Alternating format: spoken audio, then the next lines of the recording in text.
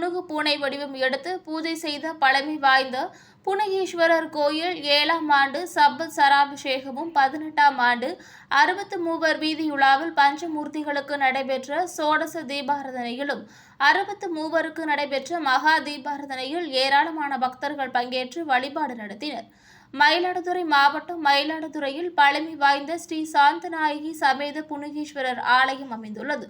வேத காலத்தில் தட்சன் யாகத்தில் கலந்து கொண்ட சாபம் நீங்க இந்திரன் புனுகு பூனை வடிவம் எடுத்து இங்குள்ள சிவன் மற்றும் சாந்தநாயகி அம்மனை வழிபாடு செய்ததாக புராண வரலாறு கூறுகிறது. மேலும் அடர்ந்த வனமாக இருந்த பகுதியில் புனுகு பூனை உயர்ந்த வாசனை திரவியமான புனுகினை சாத்தி சிவலிங்கத்திற்கு வழிபாடு நடைபெற்றது என்றும் தஞ்சையை ஆண்ட சோழ மன்னன் இதனை அறிந்து காட்டை சீர்திருத்தி கோயிலை அமைத்தான் என்றும் வரலாறு தெரிவிக்கின்றது.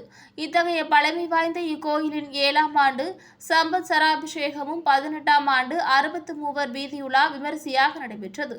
இதனை முன்னிட்டு நேற்று காலை பஞ்சமூர்த்தி 63 தொகையடியார் ஸ்ரீ மணிவாசகர் சேக்கிலார் மூலவர் எழுந்தருளி திருமேனிகன் அபிஷேக ஆராதனைகள் நடைபெற்றது. தொடர்ந்து இரவு பஞ்சமூர்த்தியின் 63 நாயன்மார்கள் கோயில் கொடிமரம் அருகே எழுந்தருளி சிறப்பு பூஜைகள் செய்யப்பட்டு பஞ்சமூர்த்திகளுக்கு சோடாச தீபாரதனை மகா தீபாரதனை செய்யப்பட்டது. 63க்கு மகா தீபாரதனை நடைபெற்றது. பின்னர் பஞ்சமூர்த்திகளுடன் 63 வீதியுலா நடைபெற்றது.